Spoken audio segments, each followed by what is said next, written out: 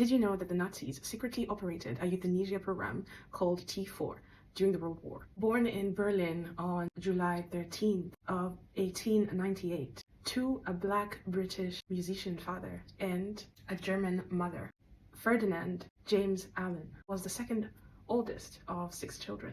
In the racially and socio-economically charged early 20th century Germany, Ferdinand unfortunately struggled to find apprenticeship. This was all because he was bicultural. This issue was unfortunately not uncommon for people of color at the time, something that we pointed out in our last 2 videos. And as a result, he worked mainly as a laborer. During World War I, he, his father, and his younger brother Robert were interned at the Ruhleben camp. Now, this camp held over 4,200 internees, including about 100 men of African descent from the British colonial empire, mostly from West Africa or the Caribbean, along with several black residents of Germany like Ferdinand, his dad, and Robert. Now, Ferdinand suffered from epilepsy since childhood. In 1920, he was admitted to the Municipal Institution for Epileptics in Wohlgarten. He lived there for the next 2 decades and faced unbelievable racial tension due to the Nazi regime's racial laws. Despite these challenges, he pursued singing, something that was inspired by his family's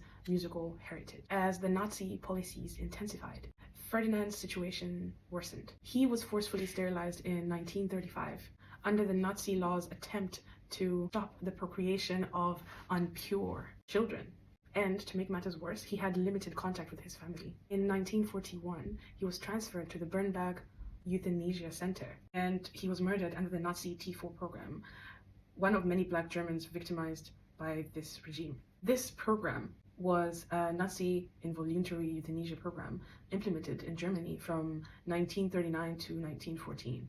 It aimed to systematically eliminate individuals deemed physically or mentally unfit, including those with disabilities. The program involved mass sterilizations and later organized mass murders using gas chambers, among other methods. Now, all of these people that we have talked about, Martha and Lumbe, Hussein, and now Ferdinand, their life stories are an important reminder of the struggles faced by individuals of mixed heritage and African descent in early 20th century Europe, particularly under the Nazi regime. Martin Luther King once said, "Injustice anywhere is a threat to justice everywhere." Their stories, however heartbreaking they were, however heartbreaking they still are, should not just be a tale of sorrow, but a wake-up call for the continuous pursuit of equality and human dignity. Until next time.